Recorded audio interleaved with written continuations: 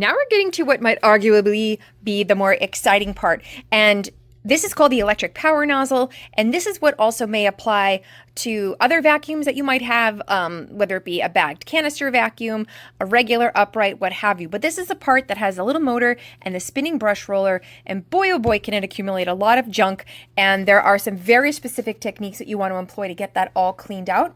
But this is also a great example of, just because, you know, it's down on the ground, it's at the source of the dirt, there's some features here like the corrugated tubing, things that a lot of other vacuums have, that, like, how do you clean all that?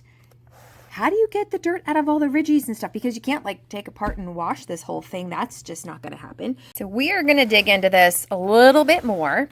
And this is also where we're going to start employing some of our fun tools. Our little brushes, our tweezers, our scissor, in some cases our knife. We're going to talk about how you're going to use those in the power nozzle with the brush roller and all that stuff. And again, this is going to apply to a lot of other vacuums, so please pay really close attention to this section.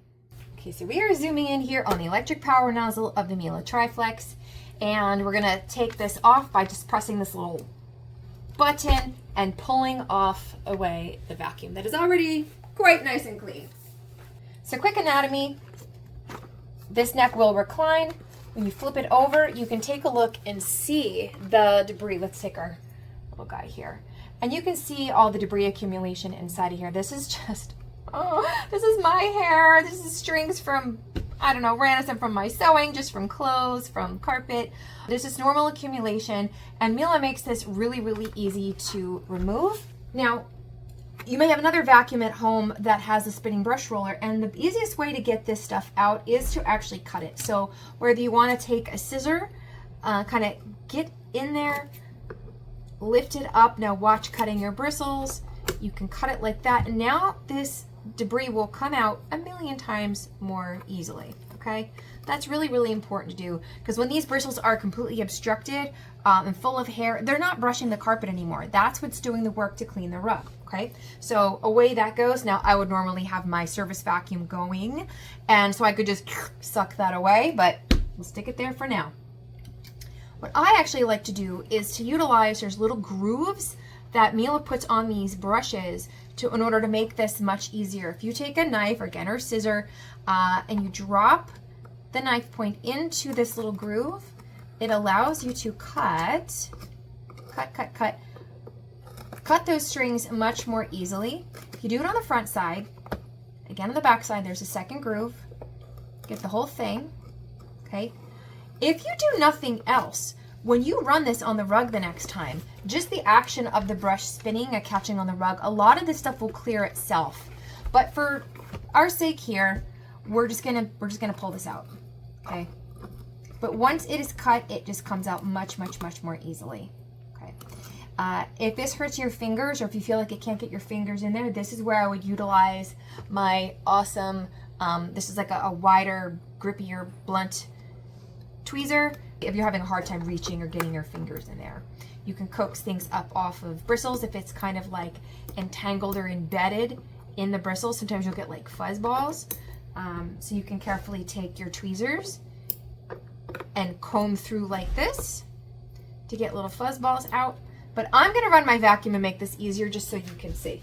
Bye bye.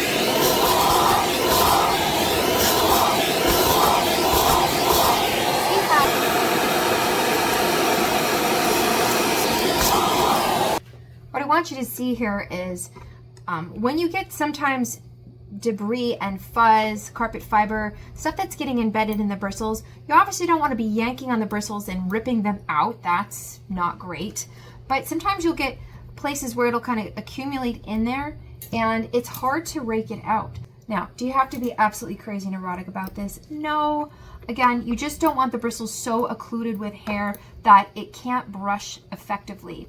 But all the little air gaps in between actually kind of do help with the airflow as well. So if it's just completely stuck full of fuzz balls every square inch of the bristles and at their bases, it really helps to get as much of it out as you can. Just kind of running that through vertically and just kind of pinching a little bit as I go, just very gently, kind of helps get some of that debris out of there.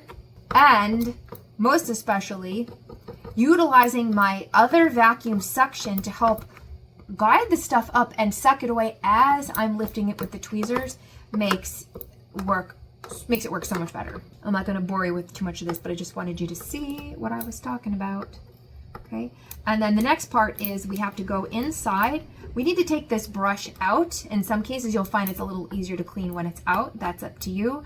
But we need to address the bearing end cap, and then also we need to clean inside this suction channel where there's accumulation, as you can see not only from this top side in the clear window, but also back inside here. We want to get all of that out.